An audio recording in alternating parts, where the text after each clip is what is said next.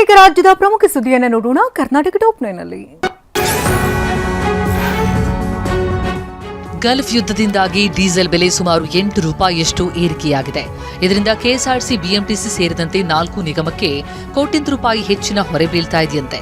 ಹಾಗಾಗಿ KSRTC 33%, BMTC 44% ticket ದರ ಏರಿಕೆಗೆ ನಿಗಮಗಳು ಮನವಿ ಮಾಡಿದೆ ಎನ್ನಲಾಗಿದೆ. ಕೋಲಾರ ಜಿಲ್ಲೆ ಕೆಜಿಎಫ್ನ ಮಸ್ಕಾಂ ಬಳಿ ಇರುವ ಬಾಲಮಂದಿರದಿಂದ 2 ಬಾಲಕರು ಪರಾರಿಯಾಗಿದ್ದಾರೆ. ರಾತ್ರಿ ಕಾವಲುಗಾರರನ್ನ ಎಬ್ಬಿಸಿ ಶೌಚಾಲಯಕ್ಕೆ ಹೋಗಬೇಕು ಅಂತ ಕರ್ಕೊಂಡು ಬಂದ 2 ಆರೋಪಿಗಳು ಕುಕ್ಕರ್ನಿಂದ ಸಿಬ್ಬಂದಿಗೆ ಥಳಿಸಿ ಪರಾರಿಯಾದರು. ಆಂಡರ್ಸನ್ ಪೇಟೆ ಠಾಣೆಯಲ್ಲಿ ಪ್ರಕರಣ ದಾಖಲಾಗಿದೆ.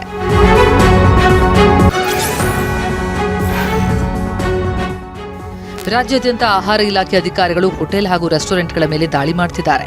ಈ ನಡುವೆ ಚಿಕ್ಕಮಗಳೂರಿನ ಬಸವನಹಳ್ಳಿ ಮುಖ್ಯ ರಸ್ತೆಯ ಕೇಕ್ ಕಾರ್ನರ್ ಬೇಕರಿಯಲ್ಲಿ ಅವಧಿ ಮೀರಿದ ಚಾಕೊಲೇಟ್ ಸಿರಪ್ ಬಳಸ್ತಾ ಇರೋದು ಪತ್ತೆಯಾಗಿದೆ. ಶಾಪ್ ಸಿಬ್ಬಂದಿಗೆ ಗ್ರಾಹಕನೇ ತರಾಟೆಗೆ ತೆಗೆದುಕೊಂಡಿದ್ದಾನೆ.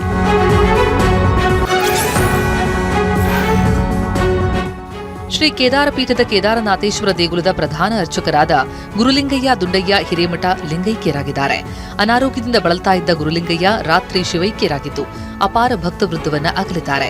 ಬೆಳಗಾವಿ ಜಿಲ್ಲೆ ಚಿಕ್ಕಬಾಗವೇಡ ಗ್ರಾಮದ ಗುರುಲಿಂಗಯ್ಯ ಶ್ರೀ 1008 ಜಗದ್ಗುರು ಶಾಂತಲಿಂಗ ಶಿವಾಚಾರ್ಯರ ಪರಮ ಶಿಷ್ಯರಾಗಿದ್ದರು.